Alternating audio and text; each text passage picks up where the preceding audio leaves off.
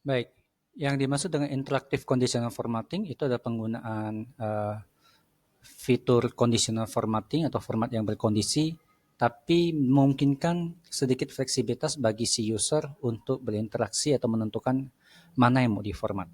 Sebagai contoh, misalnya di sini kita menentukan perempuan pada F2, nanti maka yang disorot adalah perempuan. Sementara kalau Bapak ganti dengan laki-laki, misalnya, maka yang disorot adalah semua data yang jenis kelamin laki-laki. Nah, kita langsung lihat praktik penggunanya. Sebagai contoh, misalnya data ini yang mau akan kita olah, maka yang pertama itu yang perlu diblok sebenarnya adalah record pertama saja, atau mulai dari sel mana yang ingin kita mulai memberikan conditional formattingnya. Bapak sebagai contoh akan memblok E6 sampai G6. Kemudian kita akan blok sampai ke paling bawah. Cara cepatnya adalah gunakan dari name box, kita hapus saja angka 6 di pada G-nya, artinya itu arti G paling bawah. Ya, dari E6 sampai G paling bawah, kita memberikan format conditional formatting.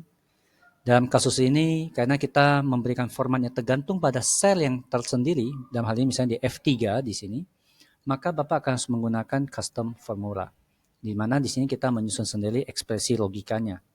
Nah, yang namanya ekspresi logika harus diawali sama dengan, itu sudah kewajiban untuk menyatakan suatu ekspresi aritmatika ataupun logika. Dan logika yang kita susun adalah berasumsi akan dibuat pada sel yang paling pertama, yaitu di E6. Jadi dalam hal ini, apakah E6 akan dikasih warna atau disorot, tergantung pada data di G6-nya, yaitu jenis kelaminnya di G6 dalam kasus ini. Maka kita ketik G6.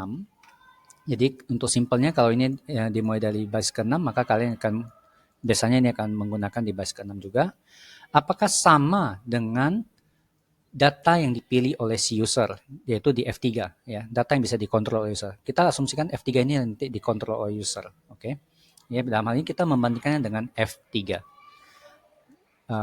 Kemudian kita bisa tentukan pemformatan apa yang akan diberikan. Nah, dalam kasus ini misalnya kita akan memberikan warna kuning jika data di G6 sama dengan data yang ada di F3. Nah, tentunya supaya nanti bisa diasumsikan sekali lagi rumus ini dibuatnya di E6 dan supaya nanti bisa dipakai pada F6, G6, maka tentunya G6 ini harus dikunci, yaitu kita kunci G-nya saja. Kenapa G-nya saja? Karena ini nanti data jenis kelamin ini nanti harus bisa berubah jadi G7, G8, G9, G10. Satu-satu akan dites. Bagaimana dengan F3-nya? F3 sendiri kita harus kunci dengan F dan 3-nya sendiri karena dia hanya satu-satunya di paling atas. Oke. Tidak ada di F4, tidak ada di G3, tidak ada di E3, hanya satu-satunya yang bisa dikontrol oleh user yaitu di F3 ini. Maka F3 ini kita kunci absolut mutlak. Demikian halnya, sehingga nanti ketika di done, inilah hasilnya. Kalau ketika Bapak pilih laki-laki, maka dia akan yang disorot adalah laki-laki. Begitu juga kalau yang perempuan.